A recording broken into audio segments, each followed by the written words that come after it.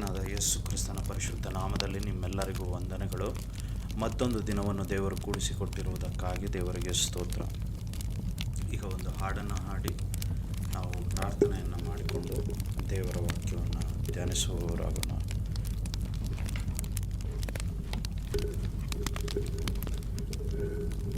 ಶುದ್ಧ ಹೃದಯ ಕಲಗಿಸಯ್ಯ, ಶುದ್ಧ ಹೃದಯ ಕಲಗಿಸಯ್ಯ, ಶುದ್ಧ ಹೃದಯ ಕಲಗಿಸಯ್ಯ. ನಿನ್ನ ವಾತ್ಸಲ್ಯವ, ನಿನ್ನ ಬಾಹುಲ್ಯವ, ನಿನ್ನ ಕೃಪೆ ಕನಿಕರವ ತೋರಿಸಯ್ಯ. ನಿನ್ನ ವಾತ್ಸಲ್ಯವ, ನಿನ್ನ ಬಾಹುಲ್ಯವ, ನಿನ್ನ ಕೃಪೆ ಕನಿಕರವ ತೋರಿಸಯ್ಯ. ಪಾಪವ ಮಾಡಿದೆನು, ದೋಷಿಯಾಗಿರುವೆನು, ಪಾಪವ ಮಾಡಿದೆನು, ದೋಷಿಯಾಗಿರುವೆನು. ತಿಳಿದಿರುವುದು ನನ್ನ ಅತಿಕ್ರಮವೇ, ತಿಳಿದಿರುವುದೇ ನನ್ನ ಪಾಪಗಳೇ, ತಿಳಿದಿರುವುದು ನನ್ನ ಅತಿಕ್ರಮವೇ, ತಿಳಿದಿರುವುದೇ ನನ್ನ ಪಾಪಗಳೇ. ನಿನ್ನ ಸನ್ನಿಧಿಯಲ್ಲಿ ಪರಿಶುದ್ಧಾತ್ಮದಿ ನನ್ನ ತುಂಬಿಸಯ್ಯ. ನಿನ್ನ ಸನ್ನಿಧಿಯಲ್ಲಿ ಪರಿಶುದ್ಧಾತ್ಮದಿ ನನ್ನ ತುಂಬಿಸಯ್ಯ.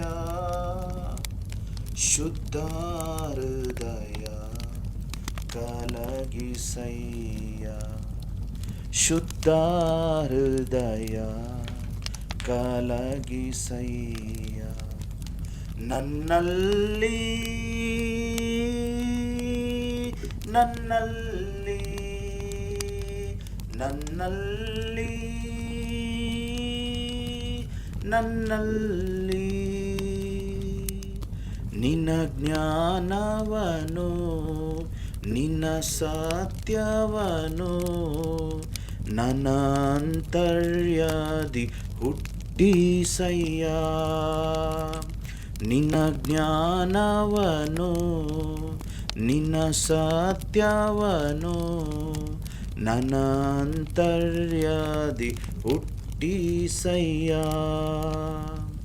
ಉತ್ಸಾಹ ಸಂತೋಷ ನಿನ್ನ ರಕ್ಷಣಾನಂದ, ಉತ್ಸಾಹ ಸಂತೋಷ ನಿನ್ನ ರಕ್ಷಣಾನಂದ ಕಲಗಿಸಯ್ಯ ನನ್ನ ಹೃದಯದಲ್ಲಿ, ಕಲಗಿಸಯ್ಯ ನನ್ನ ಹೃದಯದಲ್ಲಿ, ಕಲಗಿಸಯ್ಯ ನನ್ನ ಹೃದಯದಲ್ಲಿ, ಕಲಗಿಸಯ್ಯ ನನ್ನ ಹೃದಯದಲ್ಲಿ. ನಿನ್ನ ಸನ್ನಿಧಿಯಲ್ಲಿ ನನ್ನ ಪಾಪಗಳನ್ನು ಒಪ್ಪಿಕೊಳ್ಳುವೆನಯ್ಯ.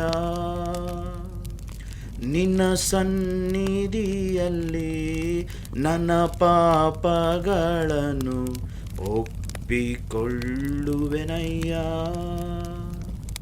ಶುದ್ಧ ಹೃದಯ ಕಲಗಿಸಯ್ಯ, ಶುದ್ಧ ಹೃದಯ ಕಲಗಿಸಯ್ಯ. ನನ್ನಲ್ಲಿ ನನ್ನಲ್ಲಿ ನನ್ನಲ್ಲಿ ನನ್ನಲ್ಲಿ. Hallelujah, praise the Lord. ಪರಲೋಕದ ನಮ್ಮ ಒಳ್ಳೆಯ ತಂದೆಯೇ, ದೇವರೇ, ಕರ್ತನೆ, ದೀನರು, ಅಲ್ಪರು, ಮನುಷ್ಯ ಮಾತ್ರದವರಾದ ನಮ್ಮನ್ನು ಬಹಳವಾಗಿ ಪ್ರೀತಿ ಮಾಡುವ ದೇವರೇ, ಕೊಟ್ಟಂಥ ಈ ದಿನಕ್ಕಾಗಿ ಸ್ತೋತ್ರಪ್ಪ. ಹೌದು ಸ್ವಾಮಿ, ನಮ್ಮನ್ನು ನಾವು ತಗ್ಗಿಸಿಕೊಳ್ಳುತ್ತಿದ್ದೇವೆ ಸ್ವಾಮಿ. ತಂದೆ ಪ್ರಭುವೇ, ನಮ್ಮ ಹೃದಯಗಳನ್ನು ನಿಮ್ಮ ಕೈಲಿ ಒಪ್ಪಿಸಿಕೊಡುತ್ತಿದ್ದೇವೆ ಸ್ವಾಮಿ. ನಮ್ಮ ಹೃದಯದಲ್ಲಿ ತಂದೆ ಯಾವುದೇ ರೀತಿಯ ತಂದೆ ಪ್ರಭುವೇ ಅಪ್ಪ, ನಮಗಿಷ್ಟವಿಲ್ಲದ ಕಾರ್ಯಗಳಾಗಲಿ, ಆಲೋಚನೆಗಳಾಗಲಿ, ಗರ್ವವಾಗಲಿ, ಅಹಂಕಾರವಾಗಲಿ ನಮ್ಮಲ್ಲಿಲ್ಲದ ಹಾಗೆ ನೀವೇ ಕಾಯ್ದುಕೊಳ್ಳ್ರಿ ಸ್ವಾಮಿ. ನಿಮ್ಮ ಆತ್ಮವನ್ನು ತಂದೆ ಪ್ರಭುವೆ ನಮ್ಮಲ್ಲಿ ಇರಿಸಿ ತಂದೆ ಪ್ರಭುವೆ, ನಿಮ್ಮ ಪರಿಶುದ್ಧ ಹೃದಯವನ್ನು ನಮಗೆ ದಯಪಾಲಿಸಿರಿ. ನಿಮ್ಮ ಚಿತ್ತದಲ್ಲಿ ನಮ್ಮನ್ನು ನಡೆಸಿರಿ ತಂದೆಯೇ. ಈ ದಿನದಲ್ಲಿ ಸ್ವಾಮಿ, ನೀವೇ ನಿಮ್ಮ ವಾಕ್ಯದ ಮೂಲಕ ನಮ್ಮೊಂದಿಗೆ ಮಾತಾಡ್ರಿ. ಈ ವಾಕ್ಯಗಳನ್ನು ಕೇಳುತ್ತಿರುವ ಪ್ರತಿಯೊಬ್ಬರನ್ನು ನೀವು ಮುಟ್ಟಿರಿ ಸ್ವಾಮಿ, ಆಶೀರ್ವದಿಸಿರಿ. ಅವರಿಗೆ ನೂತನವಾದ ಹೃದಯವನ್ನು ಕೊಡ್ರಿ ತಂದೆ ಪ್ರಭುವೆ, ಹಂಬಲತೆಯನ್ನು ಕೊಡ್ರಿ ಸ್ವಾಮಿ. ಅವರನ್ನು ಆಶೀರ್ವದಿಸಿರಿ. ನಿಮ್ಮ ಶಾಂತಿ ಸಮಾಧಾನದಿಂದ ಅವರ ಹೃದಯಗಳನ್ನು ತುಂಬಿರಿ ತಂದೆ ಪ್ರಭುವೆ. ದಿನವೆಲ್ಲವೂ ತಂದೆ ಪ್ರಭುವೆ ಅಪ್ಪ, ನಿಮ್ಮ ತಂದೆ ಹಸ್ತವು ಅವರೊಂದಿಗಿದ್ದು ಆಶೀರ್ವಾದಗಳೊಂದಿಗೆ ಅವರನ್ನು ನಡೆಸಿರಿ ಸ್ವಾಮಿ. ಈ ಸಮಯದಲ್ಲಿ ದೇವರೇ, ನಿಮ್ಮ ವಾಕ್ಯಕ್ಕೆ ಕಿವಿಗೊಡುವಂತೆ ಅವರ ಕಿವಿಗಳನ್ನು ತೆರೆಯ ಮಾಡಿರಿ ಸ್ವಾಮಿ. ತಂದೆ ಅವರ ಹೃದಯಗಳನ್ನು ಮುಟ್ರಯ್ಯ, ಆಲೋಚನೆಗಳನ್ನು ಮುಟ್ರಿ ತಂದೆಯೇ ಪ್ರಭುವೆ. ನೀವು ಮಾತಾಡ್ರಿ ಸ್ವಾಮಿ. ಯೇಸು ಕ್ರಿಸ್ತುವಿನ ಪವಿತ್ರ ನಾಮದಲ್ಲಿ ಪ್ರಾರ್ಥಿಸಿ ವಿಜ್ಞಾಪಿಸಿಕೊಂಡಿದ್ದೇನೆ. ನನ್ನನ್ನು ನಾನು ತಗ್ಗಿಸಿಕೊಂಡಿದ್ದೇನೆ ದೇವರೇ. Amen. Hallelujah. Praise the lord ಪ್ರಿಯರೇ. ಈ ದಿನ ನಾವು ಕೀರ್ತನೆಯ ಭಾಗದಿಂದ 75ನೇ ಅಧ್ಯಾಯದಲ್ಲಿ 4ನೇ ವಾಕ್ಯದಿಂದ 7ನೇ ವಾಕ್ಯದವರೆಗೂ ನೋಡೋಣ.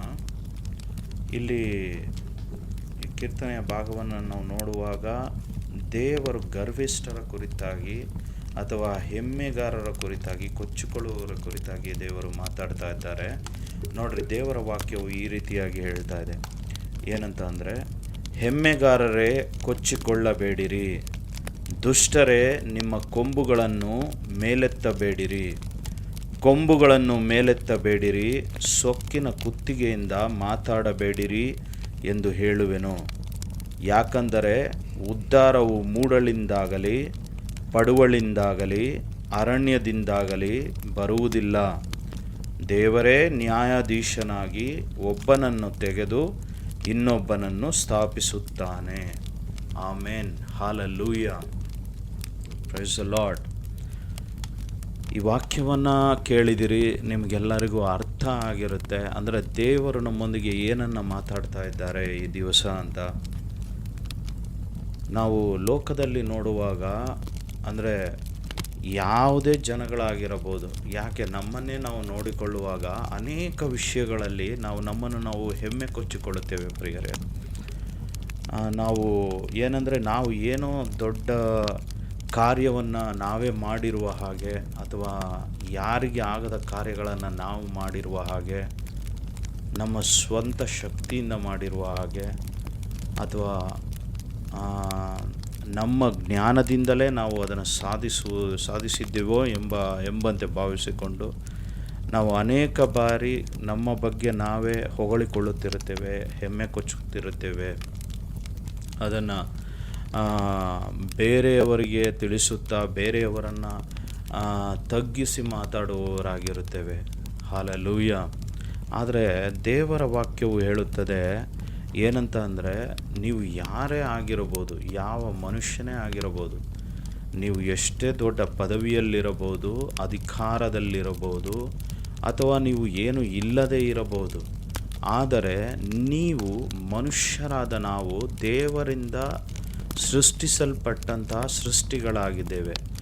ದೇವರು ನಮ್ಮನ್ನು ತಮ್ಮ ಸ್ವರೂಪದಲ್ಲಿ, ತಮ್ಮ ಹೋಲಿಕೆಗೆ ಸರಿಯಾಗಿ ನಮ್ಮನ್ನು ಸೃಷ್ಟಿ ಮಾಡಿದನು ಎಂಬುದಾಗಿ ಸತ್ಯವೇದ ಹೇಳುತ್ತೆ.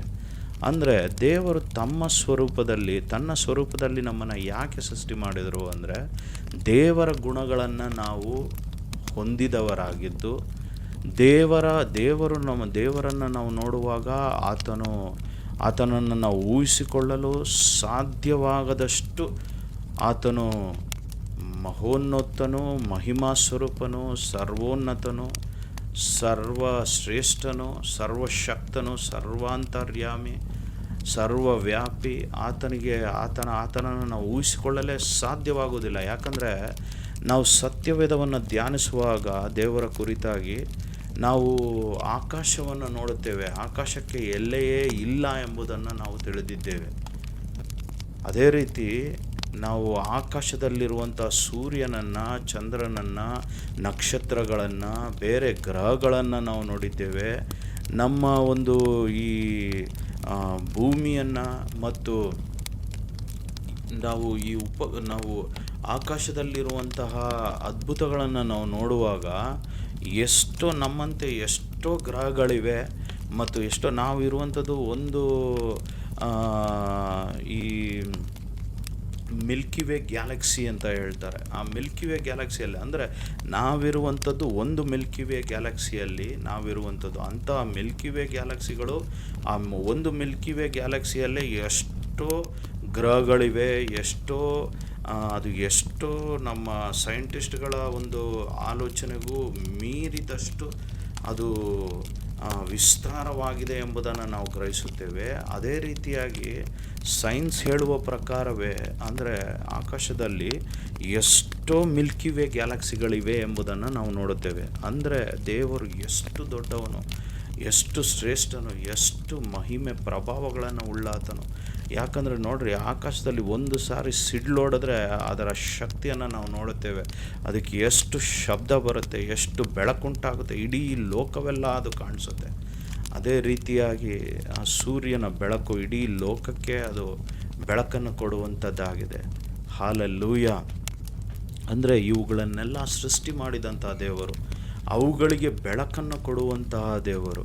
ಈ ಭೂಮಿಯಲ್ಲಿ ನಾವು ನೋಡುವಾಗ ಸಮುದ್ರವನ್ನು ನೋಡುತ್ತೇವೆ, ಅದಕ್ಕೆ ಅದರ ಘೋಷಗಳನ್ನು ನಾವು ನೋಡುತ್ತೇವೆ, ತರಂಗಗಳನ್ನು ನಾವು ನೋಡುತ್ತೇವೆ, ಅದರ ಶಬ್ದವನ್ನು ನೋಡುತ್ತೇವೆ, ಎಷ್ಟು ಭಯಂಕರವಾಗಿರುತ್ತದೆ.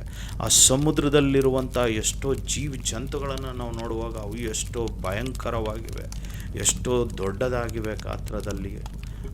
ಇವುಗಳನ್ನೆಲ್ಲ ನೋಡುವಾಗ ಬಹಳ ಅದ್ಭುತಕರನಾದ ದೇವರು ನಮ್ಮ ದೇವರು, ಜ್ಞಾನವುಳ್ಳವನು ನಮ್ಮ ದೇವರಾಗಿದ್ದಾನೆ. ಅಂತಹ ದೇವರು, ಅಷ್ಟು ಉನ್ನತನಾದ ದೇವರು, ಅಷ್ಟು ಸರ್ವ ಸೃಷ್ಟಿಯನ್ನು ಬರೀ ಬಾಯ ಮಾತಿನಿಂದ ಸೃಷ್ಟಿಸಿದನು ಎಂಬುದಾಗಿ ವಾಕ್ಯ ಹೇಳುತ್ತೆ. ಅಂದರೆ ಆತನು ಬಾಯಿಂದ ಹೇಳಿ ಇಷ್ಟು ದೊಡ್ಡ ಸೃಷ್ಟಿಯನ್ನು, ಇಷ್ಟು ಅದ್ಭುತಕರವಾದ ಸೃಷ್ಟಿಯನ್ನು ಸೃಷ್ಟಿಸುತ್ತಾನೆ. ಅಂದರೆ ಆಕಾಶವು ಆತನಿಗೆ ಸಿಂಹಾಸನ, ಭೂಮಿಯು ಆತನಿಗೆ ಪಾದಪೀಠ ಅಂತ ಹೇಳುತ್ತೆ. ಅಂದರೆ ಅಷ್ಟು ಉನ್ನತನಾದ ದೇವರು ಮನುಷ್ಯರಾದ ನಮ್ಮನ್ನು ನಾವು ನೋಡ್ರಿ, ನಾವು ವಿಮಾನದಲ್ಲಿ ಪ್ರಯಾಣ ಮಾಡಿದವ್ರಿಗೆ ಗೊತ್ತಿರುತ್ತೆ. ಮೇಲ್ಗಡೆ ಹೋಗಿ ನೋಡಿದ್ರೆ ಮನುಷ್ಯರೆಲ್ಲ ಅಂದರೆ ಮೇಲ್ಗಡೆಯಿಂದ ನೋಡುವಾಗ ಮನುಷ್ಯರು ಕಾಣಿಸೋದೇ ಇಲ್ಲ. ಇದು ಮನೆಗಳೆಲ್ಲ ಚಿಕ್ಕ ಏನೋ ಒಂದು ಪೆಟ್ಟಿಗೆಗಳಾಗಿ ಕಾಣಿಸುತ್ತೆ. ಅದೇ ರೀತಿ ಮನುಷ್ಯನಂತೂ ಕಣ್ಣಿಗೆ ಕಾಣಿಸೋದಿಲ್ಲ. ಆತನು ಒಂದು ಚಿಕ್ಕ ಕಣದಂತೆ ಆಗ್ಬಿಟ್ಟಿರ್ತಾನೆ. ಅಂದರೆ ಒಂದು 10,000 ಫೀಟ್ 12,000 ಫೀಟ್ ರೀತಿ ಇಷ್ಟು ಮೇಲೆ ವಿಮಾನ ಹಾರಾಡುವಾಗ ಕಣ್ಣಿಗೆ ಕಾಣಿಸೋದಿಲ್ಲ ಮನುಷ್ಯ. ಆ ರೀತಿಯಾಗಿರುವಾಗ ಇಷ್ಟು ದೊಡ್ಡ ದೇವರು ಕಣ್ಣಿಗೆ ಕಾಣಿಸದ ಆತನು ನಮ್ಮನ್ನು ಗಮನದಲ್ಲಿಟ್ಟುಕೊಂಡು ನಮ್ಮ ಪ್ರತಿಯೊಬ್ಬರನ್ನು ಆತನು ತಿಳಿದವನಾಗಿದ್ದು, ಆಕಾಶದಲ್ಲಿರುವ ನಕ್ಷತ್ರಗಳನ್ನು ಹೇಗೆ ಹೆಸರಿಟ್ಟು ಕರೆಯುತ್ತಾನೋ ಹಾಗೆ ನಮ್ಮನ್ನು ಹೆಸರಿಟ್ಟು ಕರೆಯುವವನಾಗಿದ್ದಾನೆ. ಅಷ್ಟೇ ಅಲ್ಲದೆ ನಮ್ಮ ಚಿಂತೆಗಳನ್ನು, ನಮ್ಮ ಬಾಧೆಗಳನ್ನು, ನಮ್ಮ ಕಷ್ಟಗಳನ್ನು, ನಮ್ಮ ಪ್ರಯಾಸಗಳನ್ನು ಅರಿತವನಾಗಿದ್ದಾನೆ. ನಮ್ಮ ಮೇಲೆ ದೃಷ್ಟಿಯನ್ನು ಇಟ್ಟಂತಹ ದೇವರಾಗಿದ್ದಾನೆ. ಅನುದಿನವೂ ನಮಗೆ ಸಹಾಯ ಮಾಡಲು ಆತನು ಉಲ್ಲಾಸವುಳ್ಳವನಾಗಿ ನಮಗಾಗಿ ಕಾಯುವ ದೇವರಾಗಿದ್ದಾನೆ. ನಮ್ಮನ್ನು ಪ್ರೀತಿಸುವ ದೇವರಾಗಿದ್ದಾನೆ. ನಮ್ಮ ತಪ್ಪುಗಳನ್ನು, ನಮ್ಮ ಪಾಪಗಳನ್ನು ಕ್ಷಮಿಸಲು ಆತನು ನಮಗಾಗಿ ತನ್ನ ಒಬ್ಬನೇ ಕುಮಾರನಾದ ಯೇಸು ಕ್ರಿಸ್ತನನ್ನು ಬಲಿಯಾಗಿ ಕಳಿಸಿದಂಥ ದೇವರಾಗಿದ್ದಾನೆ. ಆ ಮಗನನ್ನು ನಾವು ಗೌರವಿಸದೆ, ಆತನನ್ನು ನಾವು ಅಂಗೀಕರಿಸದೆ, ಆತನನ್ನು ಪಾಪಿ ಅಂತ ನಾವು ಆತನನ್ನು ತೀರ್ಮಾನಿಸಿ ಶಿಲುಬೆಗೆ ಹಾಕಿ ಆತನನ್ನು ಕೊಂದು ಹಾಕಿದರು. ಆತನು ತನ್ನ ಒಂದು ವಾಕ್ಯಾನುಸಾರವಾಗಿ, ತನ್ನ ಒಂದು ಪ್ರವಾದನೆಯ ಪ್ರಕಾರವೇ ಆತನು ಮರಣಕ್ಕೆ ಒಪ್ಪಿಸಿಕೊಟ್ಟು, ಎಲ್ಲ ಬಾಧೆಗಳನ್ನು ಅನುಭವಿಸಿ ಮರಣಕ್ಕೆ ಒಪ್ಪಿಸಿಕೊಟ್ಟು ಪುನಃ ಜೀವಂತವಾಗಿ ಎದ್ದು ಜೀವಿಸುವವನಾಗಿದ್ದರು. ನಮಗೋಸ್ಕರ ಪರಲೋಕಕ್ಕೆ ಹೋದರು. ನಮಗಾಗಿ ಯಾವಾಗಲೂ ದೇವರಲ್ಲಿ ಮೊರೆ ಇಡ್ತಾ ಇದ್ದರು. ನಮಗೆ ಅನೇಕ ಆಶೀರ್ವಾದಗಳನ್ನು ಕೊಟ್ಟಿದ್ದರು. ನಮಗೆ ನೀವು ಪಶ್ಚಾತ್ತಾಪ ಪಡ್ರಿ, ಯಾವಾಗಲೂ ಹಂಬಲದಿಂದಿರ್ರಿ, ದೇವರಲ್ಲಿ ಪ್ರಾರ್ಥನೆ ಮಾಡುವವರಾಗಿರ್ರಿ ಅಂತ ಎಷ್ಟೇ ಹೇಳಿದರೂ ಸಹ ಮತ್ತು ದೇವರು ನಮ್ಮ ಪರವಾಗಿ ತಾನು ನಮ್ಮ ಒಂದು ಒಳಿತಿಗಾಗಿ, ನಮ್ಮ ಒಂದು ರಕ್ಷಣೆಗಾಗಿ ಆತನು ಪ್ರಾರ್ಥಿಸುತ್ತಾ ಆತನು ನಮಗೆಲ್ಲ ಅನುಕೂಲತೆಗಳನ್ನು ಮಾಡಿಕೊಡುವಾಗ ನಾವು ನಮ್ಮನ್ನು ನಾವು ಹೆಚ್ಚಿಸಿಕೊಳ್ಳುತ್ತಾ, ನಾವು ಏನೋ ದೊಡ್ಡದಾಗಿ ಸಾಧಿಸಿಬಿಟ್ಟಿದ್ದೇವೆ, ನಾವು ಏನೋ ಮೇಲಲೋಕದಿಂದ ಇಳಿದು ಬಂದಿದ್ದೇವೆ, ನಾವು ದೊಡ್ಡವರು ಎಂಬುದಾಗಿ ನಮ್ಮನ್ನು ನಾವು ಹೆಚ್ಚಿಸಿ ಮಾತಾಡಿಕೊಳ್ಳುತ್ತಿರುತ್ತೇವೆ ಪ್ರಿಯರೇ. ಹಾಲೆಲೂಯ. ಎಲ್ಲರೂ ಒಪ್ಪಿಕೊಳ್ಳಬಹುದು, ಎಂತಹ ಮನುಷ್ಯರೇ ಆಗಿರಬಹುದು, ಸ್ವಲ್ಪ ಅಧಿಕಾರವಿದ್ದರೆ ಅಥವಾ ಸ್ವಲ್ಪ ಆಸ್ತಿ ಅಂತಸ್ತು ಹೆಚ್ಚಾಗಿದ್ದರೆ, ಸ್ವಲ್ಪ ಒಳ್ಳೆಯ ಸ್ಥಿತಿವಂತರಾಗಿದ್ದರೆ, ಅಥವಾ ಈ ಸಮಾಜದಲ್ಲಿ ಒಳ್ಳೆಯ ಹೆಸರಿದ್ದರೆ, ಅವರಿಗೆ ಅವರು ಗೊತ್ತಿದ್ದರೋ ಗೊತ್ತಿಲ್ಲದೆ ಹೋದರೂ ಸಹ, ಗೊತ್ತಿಲ್ಲದೆ ಯಾರೂ ತನ್ನನ್ನು ತಾನು ಹೆಚ್ಚಿಸ್ಕೊಳ್ಳೋದಿಲ್ಲ. ಅವರಿಗೆ ಗೊತ್ತಿದ್ದರೂ ಅದನ್ನು ಇಗ್ನೋರೆನ್ಸ್ ಮಾಡುತ್ತಾ, ಅದನ್ನು ಅವರು ಗಮನಕ್ಕೆ ತೆಗೆದುಕೊಳ್ಳದೆ ತಮ್ಮನ್ನು ತಾವು ಹೆಚ್ಚಿಸಿಕೊಳ್ಳುತ್ತಾ ಇರುತ್ತಾರೆ. ಹಾಲೆಲೂಯ. ಅಂಥವರೆಲ್ಲರಿಗೂ ದೇವರು ಹೇಳುವಂಥದ್ದು, ಹೆಮ್ಮೆಗಾರರೇ ಕೊಚ್ಚಿಕೊಳ್ಳಬೇಡ್ರಿ, ದುಷ್ಟರೇ ನಿಮ್ಮ ಕೊಂಬುಗಳನ್ನು ಮೇಲೆತ್ತಬೇಡಿರಿ, ಸೊಕ್ಕಿನ ಕುತ್ತಿಗೆಯಿಂದ ಮಾತಾಡಬೇಡಿರಿ. ಹಾಲೆಲೂಯ. ಅಂದರೆ ನಾವು ನಮ್ಮ ಮಾತಿನ ವಿಷಯದಲ್ಲಿ, ನಾವು ನಡೆದುಕೊಳ್ಳುವ ರೀತಿಯಲ್ಲಿ ಬಹಳ ಎಚ್ಚರಿಕೆಯಿಂದ ಇರಬೇಕು ಪ್ರಿಯರೇ. ಯಾಕಂದರೆ ದೇವರು ನಮ್ಮನ್ನು ತಮ್ಮ ಸ್ವರೂಪದಲ್ಲಿ ಉಂಟು ಮಾಡಿದ್ದು, ನಮ್ಮನ್ನು ನಾವು ಈ ಲೋಕದಲ್ಲಿ ದೇವರ ಚಿತ್ತಾನುಸಾರವಾಗಿ ನಡೆದುಕೊಂಡು ದೇವರ ರಾಜ್ಯಕ್ಕೆ ಯೋಗ್ಯರಾಗುವಂತೆ ನಮ್ಮನ್ನು ಸರಿಪಡಿಸಿಕೊಂಡು ಅದಕ್ಕಾಗಿ ಪ್ರಯಾಸಪಟ್ಟು ದೇವರನ್ನು ಪ್ರತಿ ವಿಷಯದಲ್ಲಿಯೂ, ಅಂದರೆ ನಾವು ಚೆನ್ನಾಗಿರುವಾಗ ಅಷ್ಟೇ ಅಲ್ಲ, ನಾವು ದುಸ್ಥಿತಿಯಲ್ಲಿರುವಾಗಲೂ ದೇವರನ್ನು ಆರಾಧಿಸುತ್ತಾ ನಂಬಿಕೆಯನ್ನು ಬಿಡದೆ ಆ ದೇವರ ವಾಸಿಸುವ ಸ್ಥಳದಲ್ಲಿ ನಾವಿರುವುದಕ್ಕೆ ಯೋಗ್ಯತೆಯನ್ನು ಸಂಪಾದಿಸಿಕೊಳ್ಳುವುದಕ್ಕಾಗಿ ನಮಗೆ ಈ ಲೋಕದಲ್ಲಿ ಕಳಿಸಿದ್ದಾನೆ ದೇವರನ್ನು ಯಾವಾಗಲೂ ಆರಾಧಿಸಿ ಮಹಿಮೆ ಪಡಿಸುವಂತೆ, ದೇವರಿಗೆ ಘನತೆಯನ್ನು ಸಲ್ಲಿಸುವಂತೆ ದೇವರು ನಮ್ಮನ್ನು ಈ ಲೋಕದಲ್ಲಿ ಇಟ್ಟಿದ್ದಾನೆ ಪ್ರಿಯರೇ. ಅದಕ್ಕೆ ಯಾರೆಲ್ಲ ಈ ರೀತಿಯಾಗಿ ಪ್ರತಿ ವಿಷಯದಲ್ಲಿ ದೇವರನ್ನು ಘನಪಡಿಸುತ್ತಾ ತಮ್ಮನ್ನು ತಾವು ತಗ್ಗಿಸಿಕೊಳ್ಳುತ್ತಾರೋ ಅವರಲ್ಲಿ ದೇವರು ಬಹು ಸಂತೋಷವುಳ್ಳವನಾಗಿದ್ದಾನೆ, ಬಹು ಸಂತೋಷ ಪಡುವವನಾಗಿದ್ದಾನೆ, ಅವರಲ್ಲಿ ಹಿಗ್ಗುವಾತನಾಗಿದ್ದಾನೆ. ಅವರಿಗಾಗಿ ದೇವರು ಏನನ್ನು ಬೇಕಾದರೂ ಮಾಡಲು ಸಿದ್ಧನಾಗಿದ್ದಾನೆ ಪ್ರಿಯರೇ. ಹಾಲೆಲೂಯ. ಆದರೆ ಯಾರೆಲ್ಲ ತಮ್ಮನ್ನು ತಾವು ಹೆಚ್ಚಿಸಿಕೊಳ್ಳುತ್ತಾ ಗರ್ವದಿಂದ ಮಾತಾಡುತ್ತಾ, ಅವರು ಬೇರೆಯವರನ್ನು ಹೀನವಾಗಿ ಕಾಣುತ್ತಾ ದುಷ್ಟತ್ವದಲ್ಲಿ ನಡೆಯುತ್ತಾರೋ, ತಮಗೆ ಮನ ಬಂದಂತೆ ನಡೆಯುತ್ತಾರೋ, ಅವರು ತಮಗೆ ತಾವೇ ಮೋಸಪಡಿಸಿಕೊಳ್ಳುವವರಾಗಿದ್ದಾರೆ ಪ್ರಿಯರೇ. ವಾಕ್ಯವು ಅದೇ ರೀತಿ ಹೇಳುತ್ತದೆ. ಹಾಲೆಲೂಯ. Praise the lord. ನೋಡ್ರಿ, ಯಾರು ಸತ್ಯವೇದದಲ್ಲಿ ನಾವು ಗರ್ವದ ಕುರಿತಾಗಿ ಆಲೋಚಿಸುವುದಾದರೆ ಅನೇಕ ವಾಕ್ಯಗಳುಂಟು. ಆದರೆ ವಿಶೇಷವಾಗಿ ಜ್ಞಾನೋಕ್ತಿಗಳಲ್ಲಿ ನಾವು ನೋಡುವಾಗ ಅನೇಕ ವಾಕ್ಯಗಳು ನಮಗೆ ಹೇಳುವಂಥದ್ದು ದೇವರ ಜ್ಞಾನವನ್ನು ಪ್ರಚುರಪಡಿಸುತ್ತದೆ. ಅಂದರೆ ನಮ್ಮನ್ನು ನಾವು ತಿದ್ದುಕೊಳ್ಳುವುದಕ್ಕೆ ಅದು ನಮಗೆ ಎಷ್ಟೋ ಸಹಾಯಕರವಾಗಿದೆ. ನೋಡ್ರಿ, ಜ್ಞಾನೋಕ್ತಿಗಳು 8:13 ಈ ರೀತಿಯಾಗಿ ಹೇಳುತ್ತೆ. ಕರ್ತನ ಭಯವು ದುಷ್ಟತ್ವವನ್ನು ಹಾಗೆ ಮಾಡುವುದು, ಗರ್ವ, ಅಹಂಭಾವ, ಕೆಟ್ಟ ದಾರಿ, ಮೂರ್ಖನ ಬಾಯಿ ಇವುಗಳನ್ನು ನಾನು ಹಾಗೆ ಮಾಡುತ್ತೇನೆ. ದೇವರು ಯಾವುದನ್ನು ಹಾಗೆ ಮಾಡ್ತಾನೆ ಎಂಬುದಾಗಿ ನಾವು ನೋಡೋದಾದರೆ ಮುಖ್ಯವಾಗಿ ಗರ್ವವನ್ನು ಹಾಗೆ ಮಾಡುವಾತನಾಗಿದ್ದಾನೆ. ಇಲ್ಲಿ ನಾವು ಈಗ ಓದಿದ್ರಲ್ಲಿ ದೇವರ ಭಯವು ದುಷ್ಟತ್ವದಿಂದ ನಮ್ಮನ್ನು ದೂರ ಇಡುತ್ತೆ.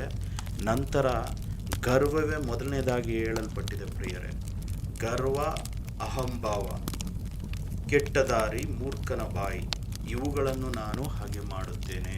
ಹಾಲೆಲೂಯ. ಹಾಗಾದರೆ ನಮ್ಮಲ್ಲಿ ಈ ರೀತಿಯಾದಂಥ ಕಾರ್ಯಗಳು ಇದೆಯೇನೋ, ಈ ರೀತಿಯಾದಂಥ ಆಲೋಚನೆಗಳು ಇದೆಯೇನೋ, ನಮ್ಮ ಮನಸ್ಸು ಇಂಥದ್ದಕ್ಕೆ ಸ್ಥಾನವನ್ನು ಕೊಟ್ಟಿದೆಯೇನೋ, ನಮ್ಮನ್ನು ನಾವು ಪರೀಕ್ಷೆ ಮಾಡಿಕೊಳ್ಳೋಣ ಪ್ರಿಯರೇ. ಅಷ್ಟೇ ಅಲ್ಲದೆ ಜ್ಞಾನೋಕ್ತಿಗಳು 11:12 ನಾವು ನೋಡುವಾಗಲೂ, ಜ್ಞಾನವಿಲ್ಲದವನು ತನ್ನ ನೆರೆಯವನನ್ನು ಹೀನೈಸುತ್ತಾನೆ, ವಿವೇಕಿಯು ಮೌನವಾಗಿರುತ್ತಾನೆ. ಹಾಲೆಲೂಯ. ಹೌದು, ಎಲ್ಲರೂ ಈ ಲೋಕದಲ್ಲಿ ಬುದ್ಧಿವಂತರಲ್ಲ, ಎಲ್ಲರೂ ಸರಿಯಾಗಿರೋದಿಲ್ಲ. ನಮ್ಮ ನೆರೆಹೊರೆಯವರು ಅಥವಾ ಬೇರೆಯವರನ್ನು ನಾವು ನೋಡುವಾಗ, ಅವರು ದುಸ್ಥಿತಿಯಲ್ಲಿರುವಾಗ ಅಥವಾ ಅವರು ತಪ್ಪು ಮಾಡುವಾಗ ನಾವು ಅವರನ್ನು ಹೀನೈಸಬಾರದು ಪ್ರಿಯರೇ. ನಾವು ಮೌನದಿಂದ ಇದ್ದು ಅವರಿಗಾಗಿ ಪ್ರಾರ್ಥಿಸುವವರಾಗಿರಬೇಕೆಂದು ಸತ್ಯವಾದ ಹೇಳುತ್ತದೆ ನಮಗೆ. ಇಲ್ಲಿ ನೋಡ್ರಿ, ಅದನ್ನೇ ಈ ವಾಕ್ಯ ಹೇಳುತ್ತಾ ಇರುವಂಥದ್ದು. ಅಂಥವರನ್ನು ನಾವು ಜ್ಞಾನವುಳ್ಳವರಾಗಿದ್ದರೆ ಅಂಥವರನ್ನು ನಾವು ಹೀನೈಸಬಾರದು. ಯಾಕಂದರೆ ಅಂಥ ಪರಿಸ್ಥಿತಿ ದುಸ್ಥಿತಿಯು ಯಾರಿಗೆ ಬೇಕಾದರೂ ಸಂಭವಿಸಬಹುದು. ಯಾರಿಗೆ ಯಾವ ಒಂದು ಸ್ಥಾನವೂ ಅದು ಶಾಶ್ವತವಲ್ಲ. ಯಾವ ಒಂದು ನಾವು ಸ್ಥಿತಿಯೂ ಅಷ್ಟೇ. ನಾವು ಇಂದು ಸಂತೋಷವಾಗಿರುತ್ತೇವೆ, ಆದರೆ ನಾಳೆಯ ದಿವಸ ಮತ್ತೊಂದು ದಿವಸ ನಾವು ನೋಡುವಾಗ ನಾವು ದುಃಖದಲ್ಲಿರಬಹುದು ಅಥವಾ ಬೇರೆ ಯಾವುದೋ ಗೊಂದಲದಲ್ಲಿರಬಹುದು. ಈ ರೀತಿಯಾಗಿ ಎಲ್ಲ ಸಮಯಗಳು ಒಂದೇ ರೀತಿಯಾಗಿ ಇರುವುದಿಲ್ಲ ಪ್ರಿಯರೇ. ಆದ್ದರಿಂದ ನಾವು ಬಹು ಎಚ್ಚರಿಕೆಯಿಂದ ಜೀವಿಸುವವರಾಗಿರಬೇಕು. ದೇವರಲ್ಲಿ ನಮ್ಮನ್ನು ನಾವು ತಗ್ಗಿಸಿಕೊಂಡು ಹಂಬಲಿಸುವವರಾಗಿರಬೇಕು. ಹಂಬಲದ ಹೃದಯವು ನಮ್ಮಲ್ಲಿರಬೇಕು ಪ್ರಿಯರೇ. ಅದೇ ರೀತಿಯಾಗಿ 16ನೇ ಜ್ಞಾನೋಕ್ತಿಗಳು 16:5 ವಾಕ್ಯದಲ್ಲಿ ನಾವು ಓದುವಾಗ, ಹೃದಯದಲ್ಲಿ ಗರ್ವಿಷ್ಠನಾದ ಪ್ರತಿಯೊಬ್ಬನು ಕರ್ತನಿಗೆ ಅಸಹ್ಯ.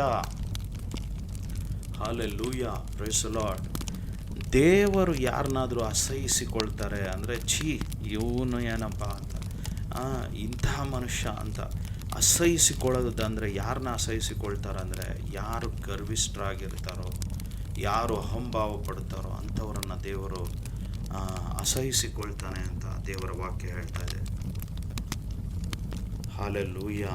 ಅದೇ ರೀತಿ ಅದೇ ಅಧ್ಯಾಯದಲ್ಲಿ 18ನೇ ವಾಕ್ಯವನ್ನು ನಾವು ನೋಡುವಾಗ ಧ್ಯಾನಿಸುವಾಗ, ನಾಶನಕ್ಕೆ ಮುಂದಾಗಿ ಗರ್ವ ಹೋಗುತ್ತದೆ, ಬೀಳುವಿಕೆಯ ಮುಂದೆ ಜಂಬದ ಮನಸ್ಸು. ಹಲ್ಲೆಲೂಯಾ. ನಮ್ಮನ್ನು ನಾವು ನಾಶ ಮಾಡಿಕೊಳ್ಳಬೇಕಾದ್ರೆ ನಾವು ಗರ್ವ ಪಡಬೇಕಾಗುತ್ತದೆ. ಅಂದರೆ ಯಾರೆಲ್ಲ ಗರ್ವ ಪಡುತ್ತಾರೋ ಅವರೆಲ್ಲ ತಮ್ಮ ನಾಶನಕ್ಕೆ ತಾವೇ ಫೌಂಡೇಶನನ್ನು ಹಾಕ್ಕೊಳ್ತಾ ಇದ್ದಾರೆ ಅಂತ ಅರ್ಥ. Hallelujah, praise the Lord. ಆದ್ದರಿಂದ ಗರ್ವವನ್ನು ನಾವು ಯಾವತ್ತೂ ನಾವು ಬಹು ಎಚ್ಚರಿಕೆಯಿಂದ ಇದ್ದು, ಗರ್ವವು ನಮ್ಮಲ್ಲಿ ಇರುವುದಾದರೆ, ಅಂಥ ಸ್ವಭಾವ ನಮ್ಮಲ್ಲಿರುವುದಾದರೆ ನಮ್ಮನ್ನು ನಾವು ಮಾರ್ಪಡಿಸಿಕೊಳ್ಳಬೇಕು.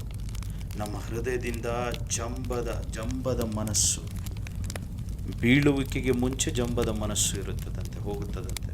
ಹಲ್ಲೆಲೂಯಾ. ಜಂಬವನ್ನು ಯಾವಾಗಲೂ ಪಡಬಾರದು, ಗರ್ವವನ್ನು ಯಾವಾಗಲೂ ಪಡಬಾರದು ಪ್ರಿಯರೇ. ಇದನ್ನೇ ಪರಿಶುದ್ಧಾತ್ಮನು ನಮ್ಮೊಂದಿಗೆ ಈ ದಿನ ಮಾತಾಡ್ತಾ ಇರುವಂಥದ್ದು. ಹಾಗಾದರೆ ಸತ್ಯವೇದದಲ್ಲಿ ನಾವು ನೋಡುವಾಗ ಅಬ್ರಹಾಮನನ್ನು ನಾವು ಉದಾಹರಣೆಯಾಗಿ ತೆಗೆದುಕೊಳ್ಳುವುದಾದರೆ, ಆತನು ಜಂಬ ಕೊಚ್ಚಲಿಲ್ಲ ಪ್ರಿಯರೇ. ಆತನು ದೇವರು ಹೇಳಿದಂತೆ ಕೇಳಿದನು. ದೇವರಲ್ಲಿ ನಂಬಿಕೆ ಇಟ್ಟು ದೇವರು ಆತನನ್ನು ಕರೆದ ಕೂಡಲೇ, ನಾನು ನಿನಗೆ ದೇಶವನ್ನು ಕೊಡ್ತೇನೆ, ನೀನು ನಿನ್ನ ತಂದೆ ತಾಯಿಯ, ನೀನು ನಿನ್ನ ಕುಟುಂಬಸ್ಥರನ್ನು, ನಿನಗಿರುವುದೆಲ್ಲವನ್ನು ಬಿಟ್ಟು ನಾನು ತೋರಿಸುವ ದಾರಿಯಲ್ಲಿ ಹೋಗು ಅಂತ ಹೇಳಿದ್ರೆ, ಆತನು ಯಾವ ಪ್ರಶ್ನೆಯನ್ನು ಮಾಡದೆ, ಎಲ್ಲಿ ಕೊಡ್ತೀಯಾ, ಯಾವ ದೇಶ ಕೊಡ್ತೀಯಾ, ಏನನ್ನು ಕೇಳದೆ ಆತನು ಮೌನವಾಗಿ ಆ ಮಾತಲ್ಲಿ ನಂಬಿಕೆಯನ್ನಿಟ್ಟು ಆತನು ಎಲ್ಲವನ್ನು ತನಗಿರುವ ತನ್ನ ಹೆಂಡತಿ, ಮಕ್ಕಳು ಮತ್ತು ಸ್ವಲ್ಪ ಜನ ಆಳುಗಳನ್ನು ಕರೆದುಕೊಂಡು ತನ್ನ ಅಣ್ಣನ ಮಗನಾದ ಲೋತನೊಂದಿಗೆ ಆತನು ಹೊರಟು ಬಿಟ್ಟನು. ಹೋದ ಸ್ಥಳದಲ್ಲಿ ಎಲ್ಲೂ ಸಹ ಆತನು ಜಂಬ ಕೊಚ್ಚಲಿಲ್ಲ ಮತ್ತು ಅನೇಕ ಕಷ್ಟಗಳಿಗೆ ಒಳಗಾದರು. ಮತ್ತು ದೇವರು ಆತನನ್ನು ಅಧಿಕವಾಗಿ ಆಶೀರ್ವದಿಸಿ ಆತನನ್ನು ಸ್ಥಿತಿವಂತನಾಗಿ ಮಾಡಿದ್ರು, ದೇಶಕ್ಕೆ ಒಡೆಯನನ್ನಾಗಿ ಮಾಡಿದ್ರು. ಎಷ್ಟೋ ಆತನಿಗೆ ಏನೂ ಇಲ್ಲದೆ ಪ್ರಯಾಣಿಕನಾಗಿ ಹೋದವನಿಗೆ ಆತನಿಗೆ ಎಲ್ಲ ಆಳುಗಳನ್ನು ಮತ್ತು ಈ ಭೂಮಿಯನ್ನು ಮತ್ತು ಐಶ್ವರ್ಯವನ್ನು ಎಲ್ಲವನ್ನು ಕೊಟ್ಟರೂ ಸಹ ಆತನು ಎಂದಿಗೂ ಗರ್ವ ಪಡಲಿಲ್ಲ. ಯಾವಾಗಲೂ ದೇವರಲ್ಲಿ ತನ್ನನ್ನು ತಾನು ತಗ್ಗಿಸಿಕೊಂಡವನಾಗಿದ್ದ. ಅದಕ್ಕೆ ನೋಡ್ರಿ, ಲೋತನು ಆತನನ್ನು ಕೇಳುವಾಗ, ಲೋತನು ಅಬ್ರಾಮನ ಬಳಿಗೆ, ಲೋತನ ಒಂದು ಕೆಲಸದ ಆಳಿಗೂ ಅಥವಾ ಅಬ್ರಹಾಮನ ಒಂದು ಆಳಿಗೂ ಜಗಳವಾಗಿ ಅವರು ಮನಸ್ತಾಪ ಉಂಟಾದಾಗ ಅಬ್ರಹಾಮನು ಲೋತನಿಗೆ ಹೇಳುವಂಥದ್ದು, ನೀನು ಯಾವ ಕಡೆ ಹೋಗ್ತೀಯಪ್ಪ, ನೀನು ಪೂರ್ವಕ್ಕೆ ಹೋಗ್ತೀಯ ಅಂದರೆ ನಾನು ಪಶ್ಚಿಮಕ್ಕೆ ಹೋಗುತ್ತೇನೆ, ನೀನು ಪಶ್ಚಿಮಕ್ಕೆ ಹೋಗ್ತೀಯ ಅಂದರೆ ನಾನು ಪೂರ್ವಕ್ಕೆ ಹೋಗುತ್ತೇನೆ, ನಿನಗೆ ಯಾವುದು ಬೇಕೋ ನೀನು ಅದನ್ನು ಆಯ್ದುಕೋ. ಹಲ್ಲೆಲೂಯಾ ಅಂತ ಹೇಳ್ತಾನೆ. ಹಲ್ಲೆಲೂಯಾ. ದೇವರ ವಿಷಯದಲ್ಲಿ ಅಷ್ಟೇ ಅಲ್ಲದೆ ಇವೆಲ್ಲ ನನ್ನ ಶಕ್ತಿಯಿಂದ, ನನ್ನ ಸಾಮರ್ಥ್ಯದಿಂದ ನಾನು ಗಳಿಸಿದ್ದೇನೆ ಎಂಬುದಾಗಿ ಆತನು ಕೊಚ್ಚಿಕೊಳ್ಳಲಿಲ್ಲ. ಯಾವಾಗಲೂ ಆತನು ಮೊದಲನೆಯದಾಗಿ ದೇವರಿಗೆ ಬಲಿಪೀಠವನ್ನು ಕಟ್ಟಿಸಿ, ದೇವರಿಗೆ ನಾನು ನೀತಿಯುಳ್ಳವನಾಗಿದ್ದೇನೋ ಇಲ್ಲವೋ ಅಂತ ದೇವರ ಮುಂದೆ ತನ್ನನ್ನು ತಾನು ತಗ್ಗಿಸಿಕೊಳ್ಳುವವನಾಗಿದ್ದ, ದೇವರಿಗೆ ಎಲ್ಲವನ್ನು ಒಪ್ಪಿಸಿಕೊಡುವವನಾಗಿದ್ದ. ಅಷ್ಟೇ ಅಲ್ಲ, ತನಗೆ ಸಿಕ್ಕಂಥ ಎಲ್ಲದರಲ್ಲಿಯೂ 10ನೇ ಒಂದು ಭಾಗವನ್ನು ಆತನು ಕಾಣಿಕೆಯಾಗಿ ದೇವರಿಗೆ ಕೊಟ್ಟು, ದೇವರಿಗೆ ತನ್ನ ಕೃತಜ್ಞತಾ ಹೃದಯದಿಂದ ಆತನು ಸಕಲವನ್ನು ಅರ್ಪಿಸಿ ದೇವರಿಗೆ ಮಹಿಮೆಯನ್ನು ಸಲ್ಲಿಸುವವನಾಗಿದ್ದ. ಪ್ರಿಯರೇ, ಹಾಲೆಲೂಯ. ಈ ರೀತಿಯ ಗುಣಗಳನ್ನು ನಾವು ಸಹ ಬೆಳೆಸಿಕೊಳ್ಳಬೇಕು ಮತ್ತು ಆದಷ್ಟು ಇರುವಂತಹ ಈ ಪ್ರಪಂಚದಲ್ಲಿ, ಈ ಕೊನೆಯ ದಿನಗಳಲ್ಲಿ ಗರ್ವವನ್ನು ನಮ್ಮಿಂದ ತೆಗೆದುಹಾಕಬೇಕು. ಕೆಲವರಿಗೆ ಏನಂದರೆ, ಮನುಷ್ಯರಿಗೆ ತಮಗೆ ಗೊತ್ತಿಲ್ಲದೆ ತಾವು ಮಾತಾಡುತ್ತಿರುವುದು ಗರ್ವ ಅನ್ನೋದೇ ಗೊತ್ತಿರಲ್ಲ ಅವರಿಗೆ. ಅಂದರೆ ಗರ್ವವು ಅವ್ರ ಮೇಲೆ ಅಷ್ಟು ಪ್ರಭಾವ ಬೀರಿರುತ್ತದೆ, ಅವರ ಮನಸ್ಸು ಅಹಂಭಾವದಿಂದ ತುಂಬಿ ಹೋಗಿರುತ್ತದೆ. ಯಾಕಂದರೆ ಅವ್ರಿಗಿರುವಂಥ ಆಸ್ತಿ ಅಂತಸ್ತುಗಳಿರಬಹುದು, ಅಥವಾ ಅವ್ರಿಗಿರುವಂಥ ಅಧಿಕಾರ ಇರಬಹುದು, ಅವ್ರಿಗಿರುವಂಥ ಒಂದು ಒಳ್ಳೆಯ ಸುಸ್ಥಿತಿ ಆಗಿರಬಹುದು, ಅಥವಾ ಬೇರೆ ಅವ್ರಿಗಿರುವಂಥ ಹೆಸರು ಆಗಿರಬಹುದು, ಅವರಲ್ಲಿರುವಂಥ ತಲಾಂತುಗಳಾಗಿರಬಹುದು, ಏನೇ ಆಗಿರ್ಬೋದು. ಆದರೆ ಒಂದನ್ನು ತಿಳಿದುಕೊಳ್ಳಬೇಕು, ಇವೆಲ್ಲವನ್ನು ಕೊಟ್ಟವನು ಯಾರು? ಇವೆಲ್ಲವೂ ನಾವು ಮನುಷ್ಯನು ಎಷ್ಟು ಮಾತ್ರದವನು ಪ್ರಿಯರೇ, ಅವನು ಉಸಿರಿಗಿಂತಲೂ ಲಘು ಎಂಬುದಾಗಿ ಸತ್ಯವೇದ ಹೇಳುತ್ತೆ. ಅಂದರೆ ನಾವು ಜೀವಂತವಾಗಿದ್ರೇ ಇವೆಲ್ಲ. ನಿಮ್ಮ ಉಸಿರು ಒಂದು ಕ್ಷಣದಲ್ಲಿ ಬಿಟ್ಟು ಹೋದರೆ ನೀವು ಏನನ್ನು ತೆಗೆದುಕೊಂಡು ಹೋಗುವುದಿಲ್ಲ. ನಿಮ್ಮ ಹೆಸರಾಗಲಿ, ನಿಮ್ಮ ಘನತೆಯಾಗಲಿ, ನಿಮಗಿರುವಂಥ ಐಶ್ವರ್ಯವಾಗಲಿ, ಅಂತಸ್ತಾಗಲಿ ಏನು ಬರುವುದಿಲ್ಲ. ಆದರೆ ನೀವು ಪಟ್ಟಂಥ ಗರ್ವವು ನಿಮ್ಮನ್ನು ನರಕಕ್ಕೆ ತಳ್ಳುವಂಥದ್ದಾಗಿದೆ ಪ್ರಿಯರೇ. ಹಾಲೆಲೂಯ. ಆದ್ದರಿಂದ ಗರ್ವವು ಬಹು ಕೆಟ್ಟದ್ದು, ಅದು ಮನುಷ್ಯನನ್ನು ಹಾಳು ಮಾಡುವಂಥದ್ದು, ಮೋಸ ಮಾಡುವಂಥದ್ದು. ನಾವು ಎಷ್ಟು ನಮ್ಮನ್ನು ತಗ್ಗಿಸಿಕೊಳ್ಳುತ್ತೇವೆಯೋ, ಎಷ್ಟು ನಮ್ಮನ್ನು ನಾವು ದೇವರಲ್ಲಿ ಹಂಬಲಿಸುತ್ತೇವೆಯೋ, ಅಷ್ಟಾಗಿ ದೇವರಿಂದ ಆಶೀರ್ವಾದಗಳನ್ನು ಪಡೆಯುತ್ತೇವೆ. ನಾವು ದೇವರ ಕೃಪೆಯನ್ನು ಹೊಂದುವವರಾಗಿರುತ್ತೇವೆ ಪ್ರಿಯರೇ. ಹಾಲೆಲೂಯ. ಕೊಟ್ಟಂತಹ ಈ ವಾಕ್ಯ ಭಾಗಕ್ಕಾಗಿಯೂ ಈ ಧ್ಯಾನಕ್ಕಾಗಿಯೂ ದೇವರಿಗೆ ಸ್ತೋತ್ರವಾಗಲಿ. ಒಂದು ಚಿಕ್ಕ ಪ್ರಾರ್ಥನೆಯನ್ನು ಮಾಡಿಕೊಂಡು ನಾವು ಮುಗಿಸಿಕೊಳ್ಳೋಣ. ಕೃಪೆಯಲ್ಲಿ ಐಶ್ವರ್ಯವಂತನಾದ ದೇವರೇ, ಕರ್ತನೆ, ಪ್ರಭುವೇ, ಈ ದಿನವು ನಾ ತಂದೆ ಗರ್ವದ ಕುರಿತಾಗಿ ನಾ ತಂದೆ ನಮ್ಮೊಂದಿಗೆ ಮಾತಾಡಿದ್ದಿ ಸ್ವಾಮಿ. ಹೌದು ತಂದೆ ಪ್ರಭುವೇ, ಗರ್ವವು ನಾ ತಂದೆ ಬಹು ಕೆಟ್ಟದ್ದು ಸ್ವಾಮಿ. ನಾ ತಂದೆ ಪ್ರಭುವೇ, ಒಬ್ಬ ಮನುಷ್ಯನನ್ನು ಮೇಲೆತ್ತುವಾತನು ಕೆಳಗಿಳಿಸುವಾತನು ನೀನೇ ಆಗಿದೆ. ಲೋಕದಲ್ಲಿರುವ ನಾ ತಂದೆ ಪ್ರಭುವೆ, ಮಂತ್ರಿಗಳನ್ನಾಗಲಿ ಅಧಿಕಾರಿಗಳನ್ನಾಗಲಿ ಎಲ್ಲರನ್ನ ನಾ ತಂದೆ ಪ್ರಭು, ಯಾವುದೇ ಕೆಲಸಗಳನ್ನು ಮಾಡುತ್ತಿದ್ದರೂ, ಯಾವ ಅಧಿಕಾರದಲ್ಲಿದ್ದರೂ ಪ್ರತಿಯೊಬ್ಬರಿಗೂ ನಾ ತಂದೆ ಪ್ರಭುವೆ ಪ್ರತಿಯೊಂದನ್ನು ಅನುಗ್ರಹಿಸಿರುವ ದೇವರು ನೀನಾಗಿದೆಯಪ್ಪ. ಹೌದು ತಂದೆ ಪ್ರಭುವೆ, ನಮ್ಮನ್ನು ನಾವು ನಾ ತಂದೆ ಪ್ರಭುವೆ ಪರೀಕ್ಷಿಸಿಕೊಳ್ಳುವಾಗ ನಮಗೆ ತಿಳಿಯುತ್ತದೆ ಸ್ವಾಮಿ. ನಾ ತಂದೆ, ಹೌದಲ್ಲ, ಇದಕ್ಕೆ ನಾನು ಯೋಗ್ಯನಲ್ಲದೇ ಇದ್ದೆ, ಆದರೆ ದೇವರು ನನ್ನನ್ನು ಯೋಗ್ಯನನ್ನಾಗಿ ಮಾಡಿದ್ದಾನೆ, ನನಗೆ ಕೊಟ್ಟಿದ್ದಾನೆ. ಅನೇಕರು ಲಕ್ ಅಂತ ಹೇಳ್ತಾರೆ, ಅಥವಾ ಏನೋ ಅದೃಷ್ಟ ಅಂತ ಹೇಳ್ತಾರೆ. ಆದರೆ ದೇವರೇ, ಎಲ್ಲವೂ ನೀನೇ ಕೊಟ್ಟಿರುವಂಥದ್ದಾಗಿದೆ ಅಪ್ಪ ಸ್ವಾಮಿ. ಅದನ್ನು ಮರೆತು ನಾವು ನಮಗಿಷ್ಟ ಬಂದ ಹಾಗೆ ಚಂಬದಿಂದ ನಾವು ಮಾತಾಡದಂತೆ, ಬೇರೆಯವರನ್ನು ಹೀನವಾಗಿ ಕಾಣದಂತೆ, ನಮ್ಮನ್ನು ನಾವು ತಗ್ಗಿಸಿಕೊಳ್ಳುವಂತೆಯೋ, ನಿಮ್ಮ ದೃಷ್ಟಿಯಲ್ಲಿ ಯೋಗ್ಯರಾಗಿ ಕಾಣಲ್ಪಡುವಂತೆಯೋ ನಮ್ಮನ್ನು ನಾ ತಂದೆ ಈ ನಿಮ್ಮ ವಾಕ್ಯವನ್ನು ಕೇಳುವಂಥ ಪ್ರತಿಯೊಬ್ಬರನ್ನು ಮುಟ್ಟಿರಿ, ಆಶೀರ್ವದಿಸಿರಿ, ಅವರ ಹೃದಯಗಳನ್ನು ಸರಿಪಡಿಸಿರಿ. ನಾ ತಂದೆ ಪ್ರಭು, ನಿಮ್ಮ ಬೆಳಕಿನಲ್ಲಿ ನಡೆಸಿರಿ ಸ್ವಾಮಿ. ನಿನ್ನ ನಾಮವನ್ನು ಗಣಪಡಿಸಿಕೊಳ್ಳ್ರಿ ತಂದೆ. ಯೇಸು ಕ್ರಿಸ್ತುವಿನ ಪವಿತ್ರ ನಾಮದಲ್ಲಿ ನಿಮ್ಮಲ್ಲಿ ಪ್ರಾರ್ಥಿಸಿ ವಿಜ್ಞಾಪಿಸಿಕೊಂಡಿದ್ದೇನೆ, ನಮ್ಮ ಜೀವ ಸ್ವರೂಪನಾದ ಸರ್ವಶಕ್ತನಾದ ತಂದೆಯೇ, ಆಮೇನ್. ಹಾಲೆಲೂಯ. ಪ್ರೈಸ್ ದಿ ಲಾರ್ಡ್ ಪ್ರಿಯರೇ. ದೇವರು ನಿಮ್ಮೆಲ್ಲರನ್ನು